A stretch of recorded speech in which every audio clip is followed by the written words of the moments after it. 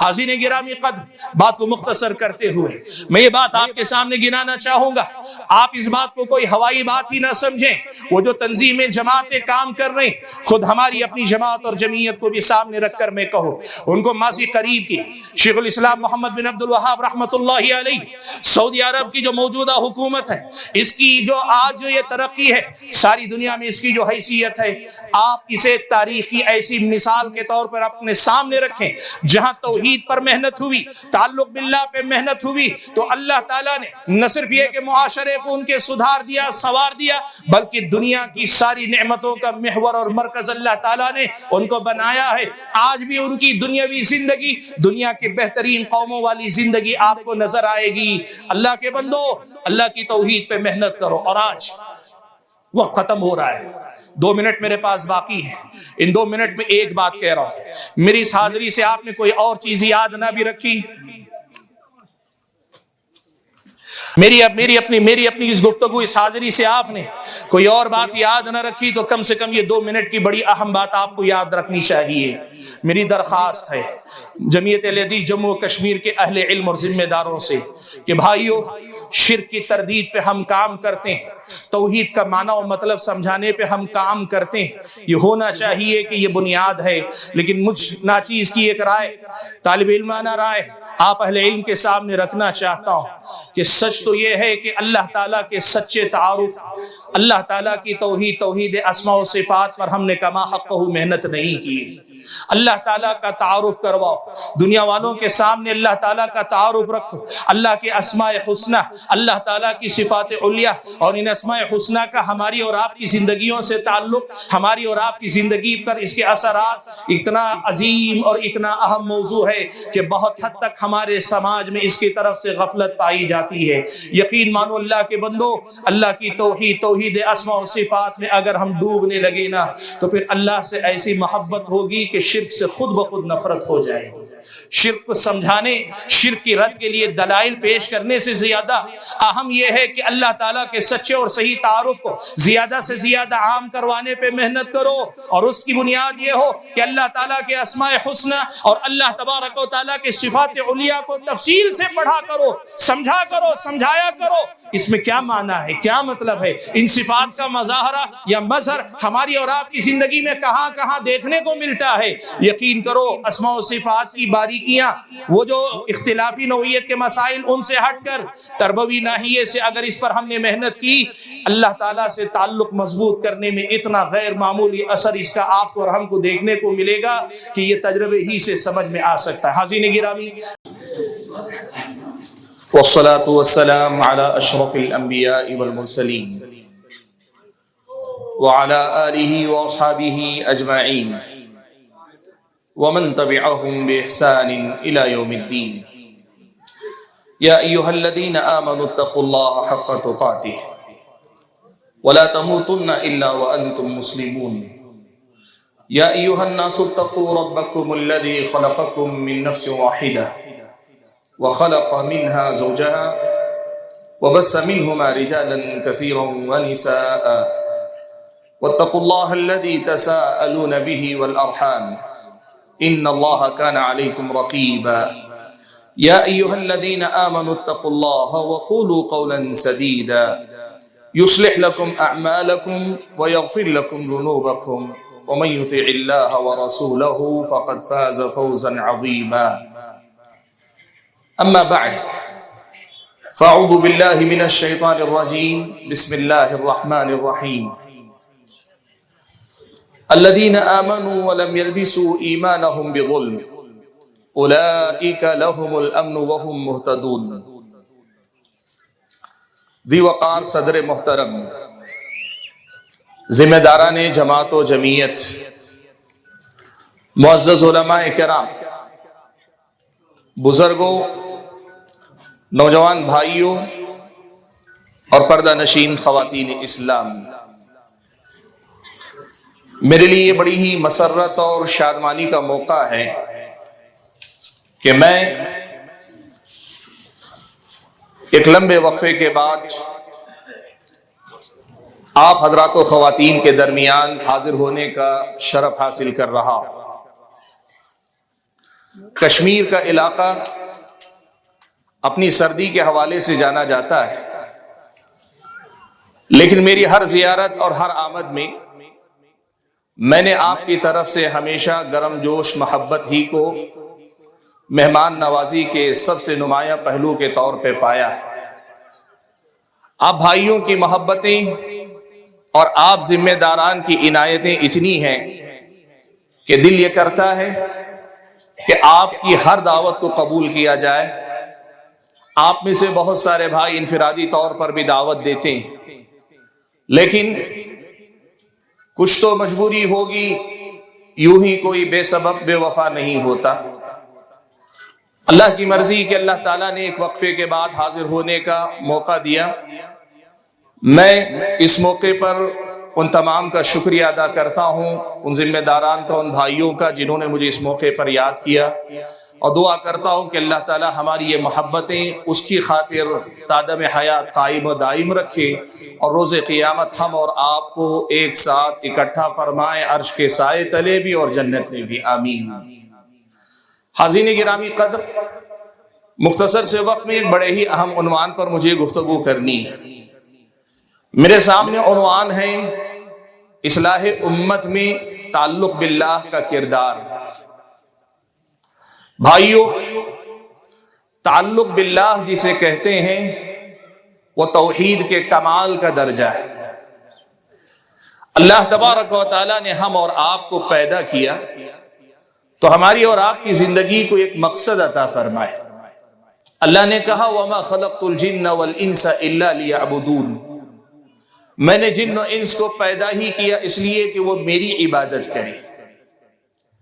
اللہ کی عبادت میری اور آپ کی زندگی کا مقصد ہے، اور آج جب ہم معاشرے کے بگاڑ کو سامنے رکھ کر اصلاح امت کی بات کر رہے ہیں تو مجھے اس بنیادی نقطے کو آپ کے سامنے رکھنا ہے کہ اس مقصد زندگی سے ہم جس قدر زیادہ گہری وابستگی رکھیں گے، اللہ کی توحید میرے اور آپ کے اندر جس قدر پختہ ہوگی، اس کی جڑیں جس قدر اندر ہمارے اتریں گی، ہمارا اور آپ کا رشتہ اور تعلق اللہ تبارک و تعالیٰ سے گہرا جس قدر ہوگا، اسی قدر زیادہ ہماری اور آپ کی اصلاح اور سماج کی اصلاح کا یہ مشن کامیابی سے ہمکنار ہوگا۔ بھائیو، سماج افراد سے بنتا ہے، اور سماج کے سدھار کے سلسلے میں سلفی نقطہ نظر یہ ہے کہ ہم سماج کو بدلنے سے پہلے خود کو بدلنے کی بات کریں، ہم جماعت کو بدلنے سے پہلے فرد کے سدھار کی بات کریں۔ آدمی جب خود کو سدھارتا ہے تو سماج کی ایک اکائی کو سدھارتا ہے، اور ہر فرد جب اپنے آپ کو سدھار لیتا ہے تو پھر سماج کے سدھار میں پوری طرح سے ہر فرد اپنا حصہ لگا رہا ہے، حصہ دے رہا ہے۔ یہ بات سلفی نقطہ نظر کی دعوت کا ترہ امتیاز ہے۔ حاضرین گرامی قدر، جب ہم اس مسئلے پہ بات کریں کہ ہمیں سماج کو سدھارنا ہے، گناہوں سے پاک کرنا ہے، جرم اور جرائم سے پاک کرنا ہے، ظلم اور زیادتی سے پاک کرنا ہے، ناانصافی سے پاک کرنا ہے، خرابی سے پاک کرنا ہے، ظاہری و باطنی گندگی سے پاک کرنا ہے، غلط سوچ سے ہمیں سماج کو پاک کرنا ہے، اور سب سے بڑھ کر یہ کہ انسانیت کو پامال کرنے والے یہ جو ہاتھ ہیں ان پہ لگام لگانی ہے، اور اس سماج کو ایک مثالی معاشرہ بنانا ہے، تو قرآن و سنت کی تعلیمات ہم اور آپ کو ایک بنیادی نقطہ سجھاتی سمجھاتی ہے کہ تم سب سے پہلے رب ذوالجلال سے تمہارا اپنا جو رشتہ، جو تعلق ہے، اس کا جائزہ لو، اس کا محاسبہ کرو، اس کو سدھارو، اس کو سنوارو۔ جس دن تم اللہ کے ہو گئے، سماج کے لیے تم سب سے بہتر انسان ہو گئے۔ جس دن تم اللہ تعالیٰ کی بندگی میں کمال کے درجے پہ پہنچ گئے، سارے سماج کے لیے تم دنیا کے سب سے بہترین انسان ہو گئے۔ جس دن تم نے اپنے آپ کو اللہ تعالیٰ کی بندگی کے کمال پہ پہنچا لیا، اس سماج کے ہر فرد کے لیے تم ایک قیمتی ذخیرہ بن گئے کہ تمہارے وجود سے دنیا روشنی حاصل کرے، تمہارے وجود سے دنیا امن و سکون کا پیغام پائے، تمہارے وجود سے دنیا خیر و شر میں تمیز کا سبق سیکھے، تمہارے وجود سے دنیا خیر و شر کی نہ صرف پہچان کر پائے بلکہ خیر میں آگے بڑھنے کی ترغیب پائے، شر کے معاملے میں تم سے پیچھے ہٹنے کی تم سے ترغیب پائے۔ تمہارے وجود کو اللہ تبارک و تعالیٰ اس قدر منور کر دے گا، اگر ایک مرتبہ سچا اور صحیح رشتہ اللہ تعالیٰ سے جوڑنے میں کامیاب ہو جاؤ، تمہاری توحید مثالی توحید اگر بن جائے تو یقین مانو تم ساری دنیا کو بدلنے کی طاقت رکھتے ہو۔ تم فرد ہوگے لیکن اپنی ذات میں ایک انجمن ہوگے، تم اکیلے انسان ہوگے لیکن تم پوری ایک امت ہوگے۔ ان ابراہیم کان امتا قانتا للہ حنیفا ولم یک من المشرکین شاکرا لانعمہ اجتباہ وہداہ الی صراط مستقیم وآتیناہ فی الدنیا حسنہ وانہ فی الآخرۃ لمن الصالحین ثم اوحینا الیک ان اتبع ملت ابراہیم حنیفا وما کان من المشرکین۔ حاضرین گرامی قدر، ایک حقیقت آپ یاد رکھیں، اس دنیا میں انسان جو کچھ کرتا ہے وہ بھلا کرے برا کرے، اس کو حرکت میں لانے کے لیے کچھ دوافع ہوتے ہیں، اندر سے کوئی چیز ہوتی ہے جو اسے کچھ کرنے پہ آمادہ کرتی ہے، ایک جذبہ ہوتا ہے، ایک نیت ہوتی ہے، ایک ارادہ ہوتا ہے، اس کے سامنے کچھ مقاصد ہوتے ہیں۔ وہ کیا ہوتے ہیں؟ انسان یا تو کسی کی محبت میں حرکت میں آتا ہے، یا پھر انسان اپنے کسی مفاد کے حصول کے لیے حرکت میں آتا ہے جسے وہ اپنا مفاد سمجھتا ہے، یا پھر انسان اس دنیا میں کسی نقصان سے ڈرتا ہے، بچنا چاہتا ہے، اس نقصان سے بچنے کے لیے حرکت میں آتا ہے۔ اس انسان کے سارے حرکات و سکنات، سارے اعمال اگر ہم اور آپ دیکھیں انہی جذبات کے تابع رہتے ہیں۔ یا تو کسی کی محبت میں آپ کام کر رہے ہیں، یا کسی سے ڈر کے کام کر رہے ہیں، یا پھر آپ کچھ چاہتے ہیں، اس کی چاہت کے حصول کے لیے آپ کام کر رہے ہیں۔ اسلامی شریعت آپ کو بتاتی ہے توحید اور تعلق باللہ کا مطلب ہی یہ ہے کہ اللہ تبارک و تعالیٰ کی عبادت ان تین جذبوں کے ساتھ کی جائے، اور ان تین جذبات کو، ان تین صفات کو کمال کے درجے تک پہنچایا جائے۔ اہل علم نے لکھا اللہ کی عبادت تین جذبات کا مجموعہ ہوا کرتی، ایک تو اللہ کی محبت، دوسرے اللہ تبارک و تعالیٰ سے رجا یعنی امید، اور تیسری چیز خوف ہے۔ بندہ حرکت میں آتا ہے یا اللہ تعالیٰ کی عبادت کرتا ہے، بندے کی عبادت میں یہ تینوں جذبات ہونے چاہیے۔ بندے کو اللہ کی محبت میں عبادت کرنی چاہیے، اللہ سے امیدیں وابستہ کر کے عبادت کرنی چاہیے، اللہ کے خوف اور اللہ تعالیٰ کے ڈر سے بھی اللہ تعالیٰ کی عبادت کرنی چاہیے۔ بندے کا تعلق اللہ سے جب مضبوط ہوتا ہے، یہ اللہ سے محبت بندے کی کمال کو پہنچتی ہے۔ تعلق جب مضبوط ہوتا ہے، امید اور رجا کا یہ رشتہ اللہ تعالیٰ سے مضبوط ترین ہوتا جاتا ہے۔ اللہ تعالیٰ سے تعلق مضبوط ہوتا ہے، اللہ تعالیٰ سے خوف کا رشتہ مضبوط ہوتا ہے۔ اور جب بندے کا رشتہ محبت کے درجے میں ہو، خوف کے درجے میں ہو، رجا اور امید کے درجے میں ہو، اللہ تبارک و تعالیٰ سے مضبوط ہو جائے، پھر اللہ کی محبت ساری محبتوں پہ غالب آ جاتی ہے، اللہ تعالیٰ سے امید سارے مفادات پہ غالب آ جاتی ہے، اور اللہ تعالیٰ کا خوف دنیا کے ہر خوف پہ غالب آ جاتا ہے۔ اس طرح توحید اور تعلق باللہ بندے کو اللہ تعالیٰ کا بنا دیتا ہے، اور جو بندہ اللہ کا ہو جاتا ہے وہ اللہ ہی کے احکام کے مطابق زندگی گزارتا ہے، پھر وہ کبھی اللہ تعالیٰ کی نافرمانی کی طرف آگے نہیں بڑھتا، اسے اللہ کی محبت میں مزہ آتا ہے، وہ اللہ تبارک و تعالیٰ کی محبت میں لذت پاتا ہے، وہ اللہ تبارک و تعالیٰ کی محبت میں اپنے آپ کو ڈوبا ہوا محسوس کرتا ہے۔ اللہ کی بندگی اس کی زندگی کا مقصد بن جاتا ہے، پھر وہ اپنی زندگی کو اللہ تعالیٰ کے رنگ میں کچھ یوں رنگ لیتا ہے کہ اس رنگ کے علاوہ اسے اپنی ذات پر، اپنی شخصیت پہ کوئی اور رنگ جچتا ہوا محسوس نہیں ہوتا۔ اللہ کے بندو، اسی لیے یہ پیغام آج یہاں سے یاد رکھے جان اللہ کے بندو کہ تعلق باللہ سے بڑا کوئی کام نہیں جو اصلاح امت کے باب میں ہم اور آپ کر سکیں۔ تعلق باللہ سے بڑا کوئی ذریعہ نہیں، اللہ کی توحید کو مضبوط کرنے سے بڑا کوئی ذریعہ نہیں، جس کے ذریعے ہم اس دنیا کے اندر تبدیلی لائیں، انقلاب لائیں، سدھار لائیں، خرابیوں کا خاتمہ کریں، برائیوں کے خلاف جنگ کریں۔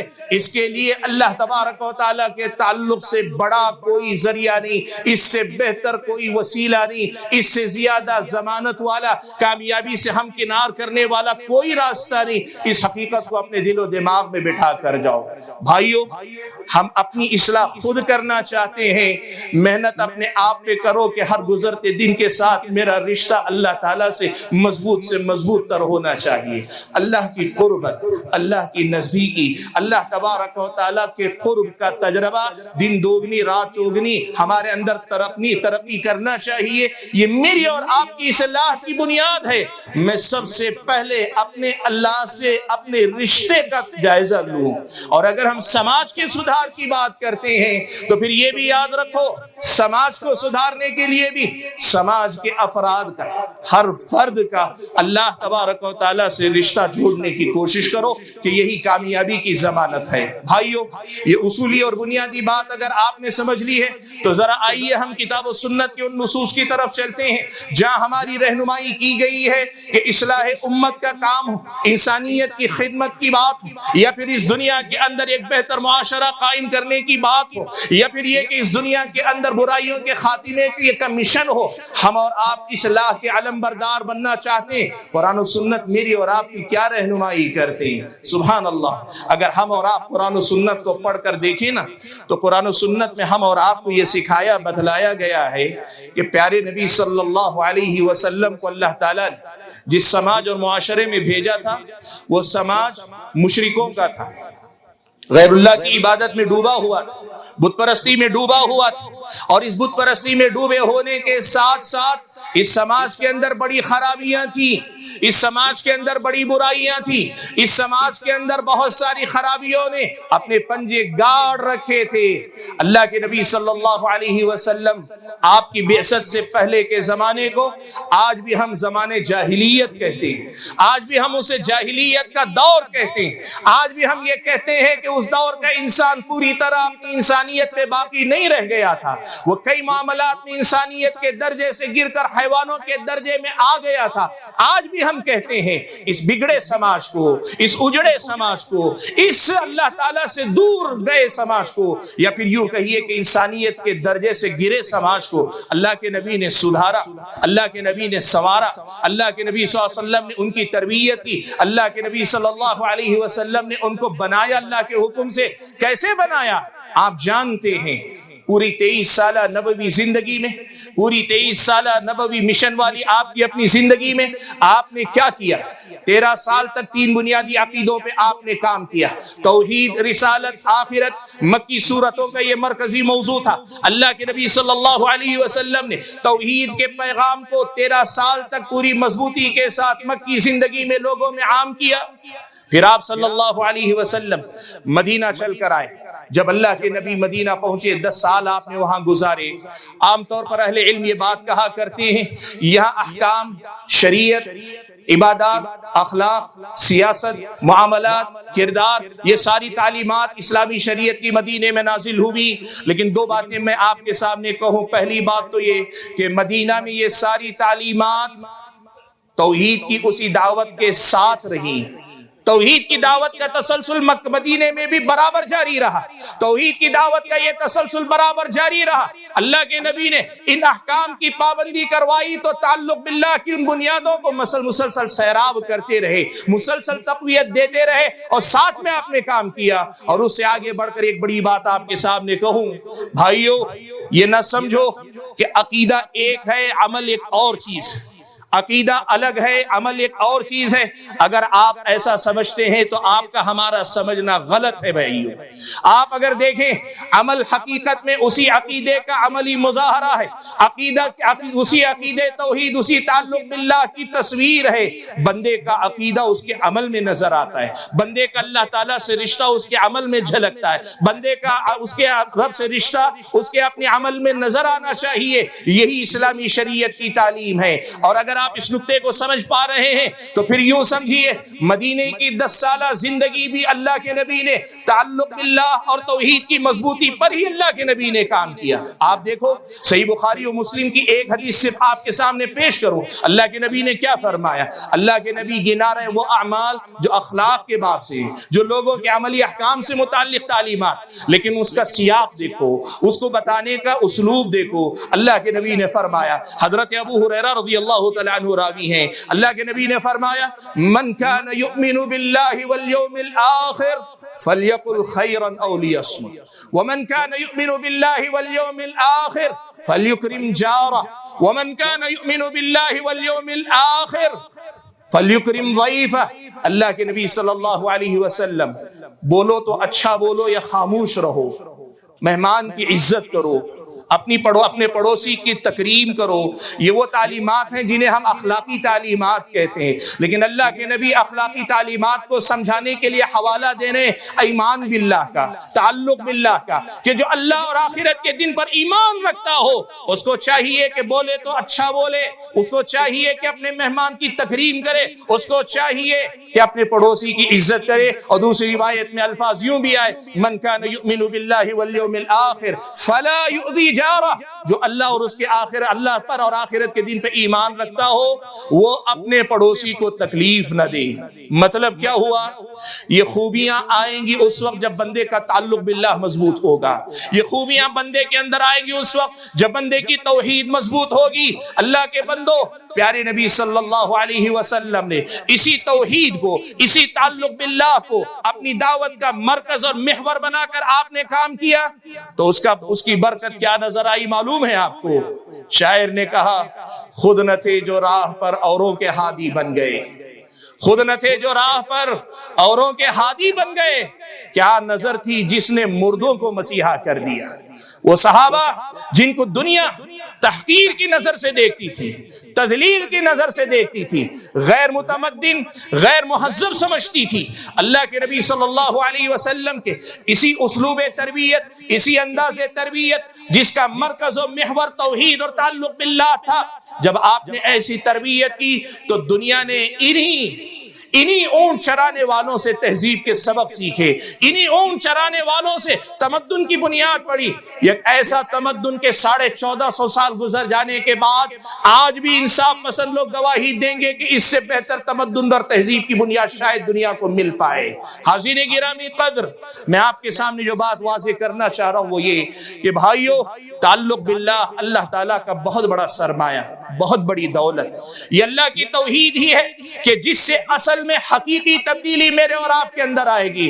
میرے اور آپ کے ظاہر سے پہلے میرے اور آپ کے باطن میں تبدیلی آئے گی. میرے اور آپ کے ظاہر کے سنورنے سے پہلے میرے اور آپ کے باطن کے اندر وہ انقلاب برپا ہوگا جو آگے چل کر ساری دنیا کو انسانیت کے اعلیٰ درجے پہ لے جانے، اللہ کی بندگی کے کمال تک لے جانے والا کارنامہ انجام دے گا. حاضرین گرامی قدر، آپ اگر پڑھ کر دیکھیں قرآن میں اللہ تعالیٰ نے یہ بات ہمیں جا بجا بیان فرمائی. قومیں ہم سے پہلے بہت ساری ہوئی، حضرت نوح علیہ السلام کی قوم عاد، اس کے بعد قوم سمود، اس کے بعد بنی اسرائیل، موسیٰ و عیسیٰ علیہ السلام، بنی اسرائیل میں حضرت شعیب. آپ ان تمام انبیاء کے واقعات کو قرآن میں پڑھتے ہیں، آپ یہ بات جانتے ہیں ہر قوم کے بگاڑ کا انداز جدا گانا تھا. قوم لوط بد اخلاقی میں کموں میں مبتلا تھی، قوم شعیب ناپتول میں کمی کا شکار تھی، قوم سمود وہ اپنی طاقت کے بل پہ اکڑنے والی تھی، قوم نوح طبقاتی امتیاز کی دعوت پر بات کرنے والی تھی. یہ ساری قومیں طرح طرح کی برائیوں میں ڈوبی ہوئی تھی، لیکن اللہ نے ان کی اصلاح کا پیغام جن انبیاء کو دے کر بھیجا، ان تمام انبیاء کو اللہ تعالیٰ نے کن بنیادوں پہ کام کرنے کو کہا؟ اللہ نے فرمایا وَمَا أَرْسَلْنَا مِن قَبْلِكَ مِن رَسُولٍ إِلَّا نُوحِي إِلَيْهِ أَنَّهُ لَا إِلَهَ إِلَّا أَنَا فَاعْبُدُونِ. ہم نے آپ سے پہلے جن کو بھی رسول بنا کر بھیجا، ہم نے پیغام ان کو یہی دیا کہ لا الہ الا انا، میری توحید کی بات کرو، میری توحید کو سمجھاؤ، میرے تعلق کو سمجھاؤ، ان کو بتاؤ کہ میری توحید مجھ سے تعلق ہی اصل ہے، فاعبدون، وہ میری ہی عبادت کریں. ہر نبی نے خرابیاں الگ الگ، امراض جدا گانا، قومیں الگ، زمانہ الگ، حالات الگ ہیں، لیکن پیغام سب کی اصلاح کے لیے ایک ہے، وہ ہے عقیدہ توحید اور تعلق باللہ پہ کام کرنا. آپ سورہ شعراء پڑھ کر دیکھیں، سورہ شعراء میں اللہ تعالیٰ نے ایک ایک رکوع میں ایک ایک نبی کے واقعے کو بیان کیا ہے. ہر نبی کے ایک واقعے کا آغاز اللہ نے کیا تو ہر نبی کی زبانی یہ دعوت اللہ نے سنائی، فاتقوا اللہ واطیعون، فاتقوا اللہ واطیعون، فاتقوا اللہ واطیعون. اللہ سے ڈرو، اللہ کا تقوی اختیار کرو اور میری اطاعت و فرما برداری کرو. خرابی چاہے کوئی ہو، بیماری چاہے جو ہو، آدمی کے اندر بگاڑ چاہے جس जिस किस्म का आए, इलाज की इब्तिदा और इंतहा इसी ताल्लुक बिल्लाह और तौहीद पर होनी चाहिए। इसी से इब्तिदा हो, इसी पे इंतहा हो, यही इलाज है जो अल्लाह ताला ने तमाम उम्मतों को दिया। आप देखो एक इंसान के अंदर ये तौहीद किस कदर ज्यादा तब्दीली ले आती है। आपने मूसा व फिरौन का किस्सा सुना होगा। हजरत मूसा अलैहिस्सलातु वस्सलाम जब फिरौन के दरबार में पहुंचे थे, उसको तौहीद की दावत दी थी। उसने हजरत मूसा से मुकाबले की ठानी, जादूगरों को मुकाबले के लिए बुला लिया। जादूगर आए और जादूगर दुनिया वालों से चाहते क्या हैं, या तो माल चाहते हैं, या इज्जत चाहते हैं, या शोहरत चाहते हैं। वो आए तो अपने मुकाबले से पहले फिरौन से जमानत चाहते हैं, फिरौन की तरफ से गारंटी चाहते हैं, फिरौन की तरफ से वादा चाहते हैं। क्या वादा? इन्ना लना लअजरन इन कुन्ना नहनुल गालिबीन। ऐ फिरौन, ऐ बादशाह, ये बता तो सही, हम मुकाबला करेंगे, मूसा को हराएंगे, उन पे गालिब आएंगे, उनको मगलूब करेंगे, उन पे गलबा पाकर तुम्हारी मुराद को पूरा करेंगे, लेकिन पहले ये जमानत दे दो, ये बता दो हम जीत गए तो हमें क्या मिलेगा, हम जीत गए तो हम किस चीज से नवाजे जाएंगे। फिरौन ने जो सबसे बड़ा इनाम हो सकता है कहा, तुम अगर जीत जाओ तो तुम्हें क्या दूंगा, तुम्हें अपना मुकर्रब बना लूंगा, अपना दरबारी बना लूंगा, और मेरे दरबारी बन गए, तुम्हें इज्जत भी मिल गई, तुम्हें मनसब भी मिल गया, तुम्हें दौलत भी मिल गई, तुम्हें पहचान भी मिल गई, तुम्हें तुम्हारी दुनिया सब कुछ मिल गई। यही जादूगर हैं, मुकाबला करते हैं हजरत मूसा अलैहिस्सलातु वस्सलाम से, और मुकाबले में शिकस्त के साथ ही उन्हें अल्लाह ताला की तरफ से तौहीद की तौफीक मिल जाती है।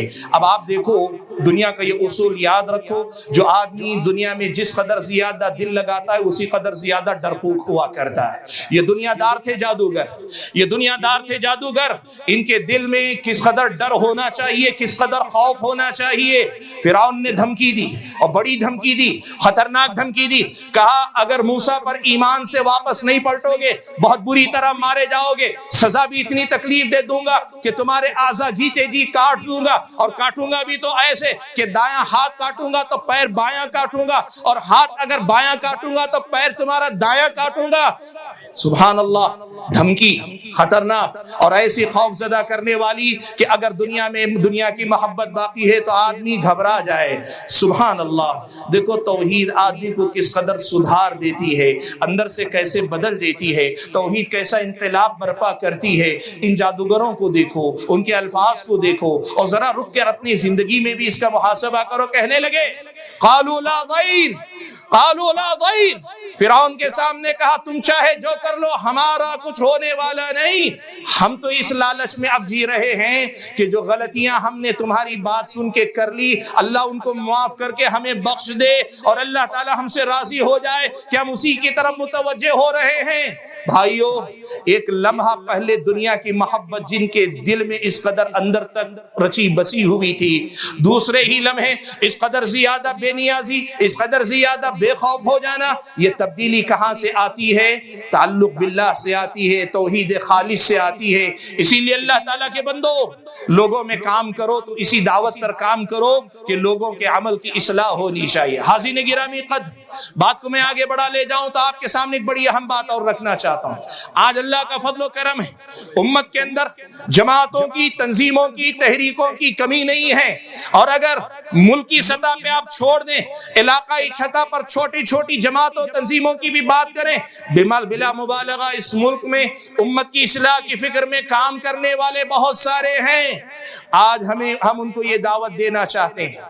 ये जो जमीयत अहले हदीस का स्टेज है, यहाँ से हम ये पैगाम देना चाहते हैं कि जमीयत अहले हदीस इस हकीकत को अच्छी तरह से समझती है और दुनिया को समझा रही है, ये पैगाम दे रही है कि दुनिया वालों, किताब और सुन्नत का उसलूब इस्लाह, अंदाज़े इस्लाह, किताब और सुन्नत का मनहज तरबियत, सलफ़ सालिहीन का मनहज तरबियत ये है कि उम्मत को सबसे पहले अल्लाह ताला से जोड़ने और अल्लाह ताला की तौहीद पर मेहनत करने की तरफ ले जाओ। यहीं से असल में इस्लाह की बुनियाद पड़ेगी, वरना मेहनतें होगी, कामयाबी से हम किनार नहीं होगी। कामयाबी अगर मिलेगी, वक्ती कामयाबी मिलेगी, पायदार नहीं होगी। और अगर वक्ती तौर पर कुछ नौजवान आपके हमारे साथ दीन पसंद होकर जुड़ जाएंगे, वो दीन पसंद रहेंगे, दीनदार नहीं बन पाएंगे। सही मानों में अगर इनकलाब चाहते हो लोगों की जिंदगियों के अंदर, तो फिर پھر توحید پر محنت کرو. یہی پیغام ہم ساری دنیا کے لوگوں کو دینا چاہتے ہیں کہ اس پر اصل میں کام کرنے کی ضرورت ہے, اس پر اصل میں کام کرنے کی ضرورت ہے. دیکھو کتنا لطیف سا اشارہ حدیث قدسی میں, کتنی پیاری بات اللہ کے نبی نے اللہ تبارک و تعالیٰ کے حوالے سے نقل کی. صحیح مسلم کی روایت, اللہ کے نبی صلی اللہ علیہ وسلم فرماتے ہیں کہ اللہ نے فرمایا یا عبادی کلکم ضال الا من ہدیتہ فاستہدونی اہدکم, اے میرے بندو تم سب کے سب گمراہ ہو سوائے اس کے جس کو میں ہدایت دوں. اب تمہیں کرنا کیا ہے, تم مجھ سے ہدایت طلب کرو, میں تمہیں ہدایت دوں گا. اللہ کے بندو جب اللہ سے تعلق ہی نہیں ہوگا تو بندے اللہ سے ہدایت کے طلبگار کب ہوں گے, اور جب اللہ تعالیٰ سے ہدایت کے طلبگار نہیں ہوں گے تو پھر ان کو ضلالت اور گمراہی سے نکلنا کیسے نصیب ہوگا. اللہ کے بندو اس حقیقت کو سمجھا کرو کہ اللہ تعالیٰ سے تعلق پر محنت کرنا یہ اصل میں امت کی اصلاح کا مرکز اور محور ہے, اور آپ اور ہم جب تک اس بنیاد پہ محنت نہیں کریں گے بڑی تبدیلی ہم اور آپ دیکھنے میں ناکام رہیں گے.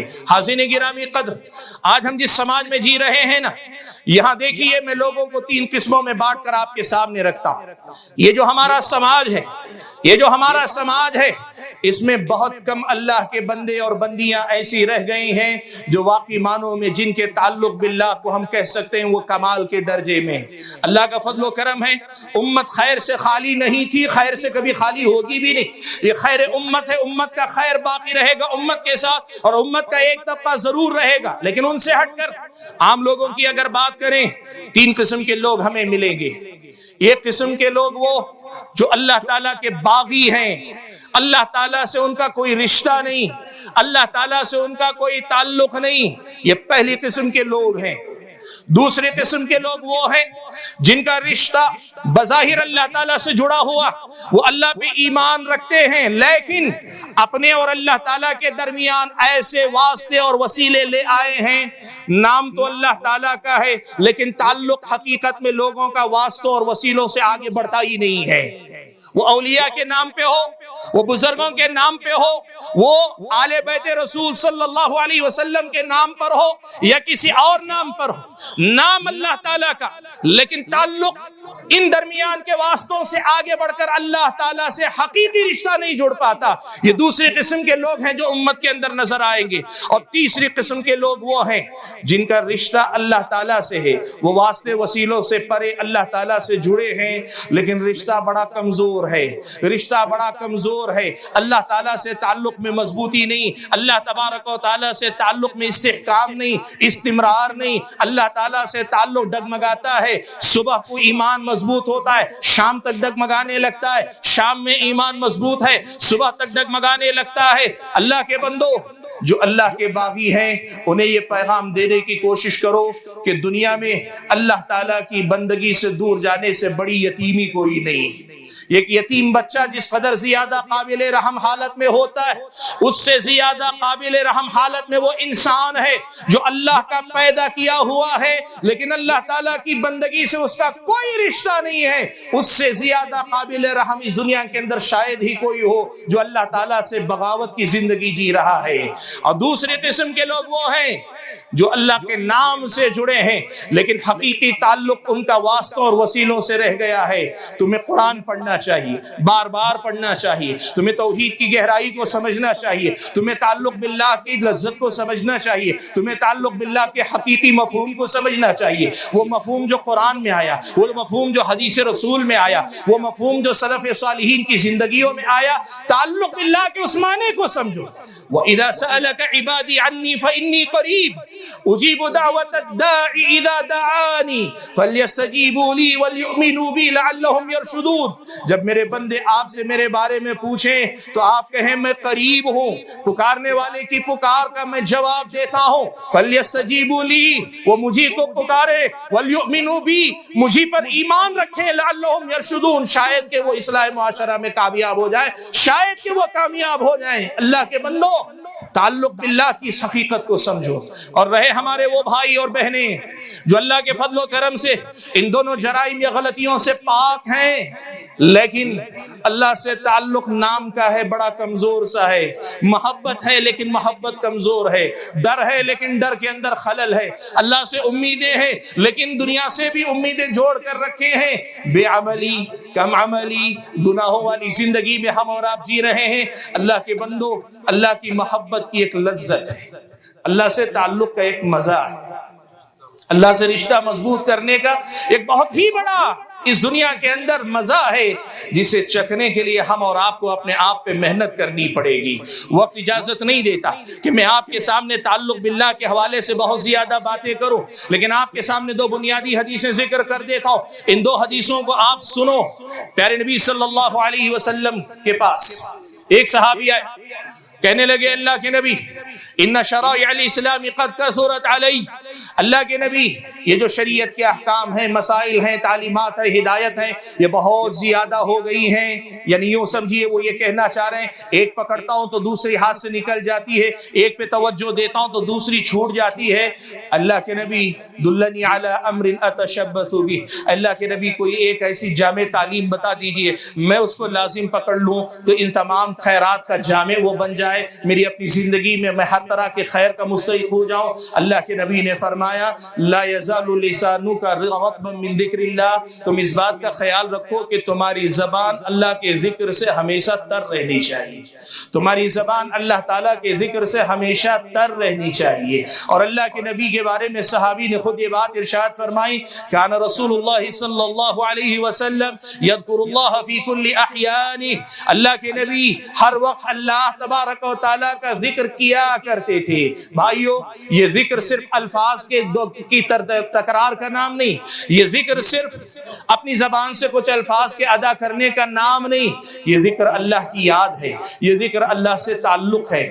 ہر بار جب بھی ہم ذکر کرتے ہیں اللہ سے تعلق کی تجدید کرتے ہیں، اللہ سے تعلق کو اور زیادہ تقویت دیتے ہیں. ہمارا اور آپ کا ذکر اللہ تبارک و تعالیٰ سے ہمارے رشتے کو مضبوطی عطا کرتا ہے، اور ہر ذکر کے ساتھ ہم اللہ تعالیٰ سے چند قدم اور قریب ہوتے ہیں، اللہ سے اور نزدیک ہوتے ہیں. اللہ کے بندو ذکر میں ہماری نماز بھی، قرآن کی تلاوت بھی، مختلف مناسبتوں سے سکھائے گئے اذکار بھی، صبح شام کے اذکار بھی، اور اس کے ساتھ ساتھ مقید نہیں مطلق ذکر جو کسی وقت کا پابند نہیں، چلتے پھرتے سبحان اللہ، الحمدللہ، اللہ اکبر، استغفر اللہ، لا الہ الا اللہ، لا حول ولا قوت الا باللہ. یہ جو چلتے پھرتے ذکر ہے اللہ کے بندو، توحید خالص کا کمال یہ ہے کہ بندہ اللہ کی محبت میں، اللہ کی عبادت میں، اللہ کی بندگی میں کچھ اس قدر ڈوبتا چلا جاتا ہے کہ ڈوبتے ڈوبتے پھر اسے اللہ تبارک و تعالیٰ کے ذکر کے علاوہ دنیا میں کچھ بھی اچھا نہیں لگتا.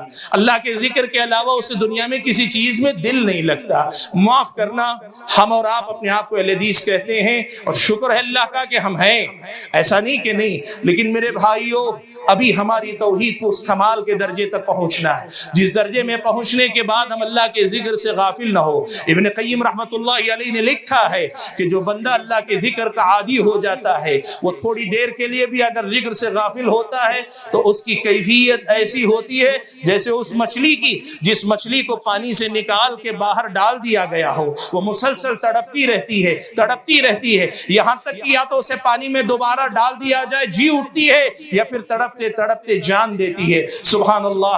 میری اور آپ کی توحید کو وہ کمال کب نصیب ہوگا جہاں اللہ کے ذکر سے تھوڑی غفلت بھی ہم پہ اتنی شاپ گزرے. اللہ معاف فرمائے ہمیں، ابھی بہت لمبا سفر باقی، عمل کا بڑا لمبا سفر باقی، اصلاح کا بڑا لمبا کام باقی ہے. ہم علماء اور عوام، ہم خواص، سب کو محنت کرنے کی ضرورت ہے. حقیقت یہ ہے کہ ہم نے ابھی اللہ تعالیٰ سے ویسا تعلق جوڑا نہیں جیسا تعلق اللہ تعالیٰ دیکھنا چاہتا ہے، اور جس دن ہمارا تعلق اللہ تعالیٰ سے ویسا جڑ جائے گا دنیا کی کوئی طاقت میرا اور آپ کا بال بھی باقا نہیں کر سکتی. یہ اللہ تعالیٰ کا وعدہ ہے. اِنَّا لَنَنْصُرُ رُسُلَنَا وَالَّذِينَ آمَنُوا فِي الْحَيَاةِ الدُّنْيَا وَيَوْمَ يَقُومُ الْأَشْهَادُ. اللہ کا وعدہ ہے اللہ رسولوں کی بھی مدد کرے گا، آخرت سے پہلے اس دنیا کے اندر ایمان والوں کی بھی مدد کرے گا. یہ جو ہاہاکار مچی ہوئی ہے، یہ جو مظلومیت کی شکایتیں ہیں، یہ دنیا میں بربادی کے جو فسانے ہیں، یہ دنیا میں ہم تاریخ کے سامنے جو مظلومیت کا رونا رو رہے ہیں, اس رونے سے تو زیادہ اچھا ہے اپنے آپ کو اللہ تعالیٰ کے سامنے لا کے گرا لو, اللہ کے سامنے لا کے جھکا لو, اپنے آپ کو اللہ تعالیٰ سے جوڑ لو, اللہ تعالیٰ کے سپرد ہو جاؤ, اپنے آپ کو اس کے حوالے کر دو اور توکل کے اس کمال پہ پہنچ جاؤ جہاں ساری دنیا سے بے نیاز ہو جاؤ اور یہ کہو اے اللہ ہم نے اپنے آپ کو تیرے حوالے کیا اور تیرے حوالے کرنے کے بعد ہم مطمئن ہو گئے کہ نعم المولا و نعم النصیر, تو کیا ہی بہتر والی اور مولا ہے اور تجھ سے بہتر کوئی معاون اور مددگار نہیں ہو سکتا. حاضرین گرامی قدر, بات کو مختصر کرتے ہوئے میں یہ بات آپ کے سامنے گنانا چاہوں گا, آپ اس بات کو کوئی ہوائی بات ہی نہ سمجھیں. وہ جو تنظیمیں جماعتیں کام کر رہے ہیں, خود ہماری اپنی جماعت اور جمعیت کو بھی سامنے رکھ کر میں کہوں, ان کو ماضی قریب کی شیخ الاسلام محمد بن عبد الوہاب رحمۃ اللہ علیہ, سعودی عرب کی جو موجودہ حکومت ہے, اس کی جو آج جو یہ ترقی ہے, ساری دنیا میں اس کی جو حیثیت ہے, آپ اسے تاریخی ایسی مثال کے طور پر اپنے سامنے رکھیں جہاں توحید پر محنت ہوئی, تعلق باللہ پہ محنت ہوئی, تو اللہ تعالیٰ نے نہ صرف یہ کہ معاشرے کو ان کے سدھار دیا, سوار دیا, بلکہ دنیا کی ساری نعمتوں کا محور اور مرکز اللہ تعالیٰ نے ان کو بنایا ہے. آج بھی ان کی دنیاوی زندگی, دنیا کے بہترین قوموں والی زندگی آپ کو نظر آئے گی. اللہ کے بندو, اللہ کی توحید پہ محنت کرو. اور آج وقت ختم ہو رہا ہے, 2 منٹ میرے پاس باقی ہے. ان 2 منٹ میں ایک بات کہہ رہا ہوں, میری اس حاضری سے آپ نے کوئی اور چیز یاد نہ بھی رکھی, میری اپنی اس گفتگو, اس حاضری سے آپ نے کوئی اور بات یاد نہ رکھی, تو کم سے کم یہ 2 منٹ کی بڑی اہم بات آپ کو یاد رکھنی چاہیے. میری درخواست ہے جمعیت اہل حدیث جموں و کشمیر کے اہل علم اور ذمہ داروں سے کہ بھائیو, شرک کی تردید پہ ہم کام کرتے ہیں, توحید کا معنی و مطلب سمجھانے پہ ہم کام کرتے ہیں, یہ ہونا چاہیے کہ یہ بنیاد ہے. لیکن مجھ ناچیز کی ایک رائے, طالب علمانہ رائے آپ اہل علم کے سامنے رکھنا چاہتا ہوں کہ سچ تو یہ ہے کہ اللہ تعالیٰ کے سچے تعارف, اللہ تعالیٰ کی توحید اسماء و صفات پر ہم نے کما حقہ محنت نہیں کی.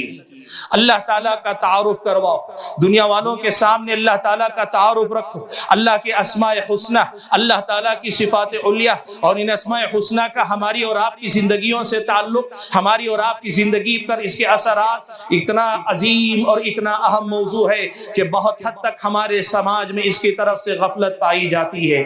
یقین مانو اللہ کے بندو, اللہ کی توحید اسماء و صفات میں اگر ہم ڈوبنے لگے نا, تو پھر اللہ سے ایسی محبت ہوگی کہ شرک سے خود بخود نفرت ہو جائے گی. شرک کو سمجھانے, شرک کی رد کے لیے دلائل پیش کرنے سے زیادہ اہم یہ ہے کہ اللہ تعالیٰ کے سچے اور صحیح تعارف کو زیادہ سے زیادہ عام کروانے پہ محنت کرو.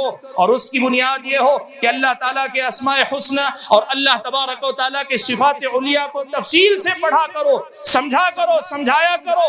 اس میں کیا معنی ہے, کیا مطلب ہے, ان صفات کا مظاہرہ یا مظہر ہماری اور آپ کی زندگی میں کہاں کہاں دیکھنے کو ملتا ہے. یقین کرو اسماء و صفات کی باریکیاں, وہ جو اختلافی نوعیت کے مسائل, ان سے ہٹ کر تربوی ناحیے سے اگر اس پر ہم نے محنت کی, اللہ تعالیٰ سے تعلق مضبوط کرنے میں اتنا غیر معمولی اثر اس کا آپ کو اور ہم کو دیکھنے کو ملے گا کہ یہ تجربے ہی سے سمجھ میں آ سکتا ہے. حاضرین گرامی, میرا اپنا وقت ختم ہوا. میں اپنی بات ختم کرتے ہوئے اللہ تبارک و تعالیٰ سے دعا کرتا ہوں کہ اللہ تعالیٰ ہم اور آپ کو صحیح معنوں میں اس سے اپنا تعلق مضبوط کرنے کی توفیق عطا فرمائے. توحید خالص کو اللہ تعالیٰ میری اور آپ کی زندگی کا خلاصہ اور نچوڑ بنا دے. قل ان صلاتی و نسکی و محیای و مماتی للہ رب العالمین لا شریک لہ وبذالک امرت وانا اول المسلمین. حضرات گرامی قدر, گفتگو کے اختتام پر میں یہ بات آپ کے سامنے کہنا چاہتا ہوں انتظامیہ کی طرف سے کہ آپ حضرات شاید پہلے سے جانتے ہیں, لیکن پھر بھی آپ کے علم میں یہ بات لائی جا رہی ہے کہ اگلے مہینے 9 اور 10 نومبر کو مرکزی جمعیت اہل حدیث ہند کی جانب سے دہلی کے رام لیلا میدان کے اندر ملک گیر سطح کی ایک عظیم الشان کانفرنس منعقد ہونے جا رہی ہے. جمعیت اہل حدیث جموں و کشمیر کی طرف سے آپ کو دعوت دی جاتی ہے کہ اگر آپ کے فرائض اور واجبات میں خلل نہ پڑتا ہو تو پھر ضرور آپ وہاں تشریف لائیں اور لا کر وہاں دیے جانے والے علم و حکمت سے خود مستفید ہوں اور واپس لوٹ کر اپنے سماج کو بھی روشن کرنے کی کوشش کریں. اللہ ہمیں اپنے حفظ و امان میں رکھے, کہنے اور سننے سے زیادہ عمل کرنے کی توفیق عطا فرمائے. میں اپنی گفتگو کے اختتام پر جمعیت اہل حدیث جموں و کشمیر کا شکریہ ادا کرتا ہوں, بالخصوص صدر جمعیت فضیلت الدکتور عبداللطیف الکندی حفظہ اللہ کا کہ یہ آپ کی محبتیں ہیں کہ ہم معذرت نہیں کر پائے چلے آئے، لیکن اب ہم آپ کے شکر گزار ہیں کہ آپ نے اتنی بہترین سماعتیں ہمارے حوالے کی۔ ہماری یہ دعا ہے کہ اللہ تعالی ہمارے اس رشتے کو اللہ تعالیٰ کی رضا اور خوشنودی کی خاطر تا دم حیات باقی رکھے، آمین۔ وآخر دعوانا الحمد للہ رب العالمین۔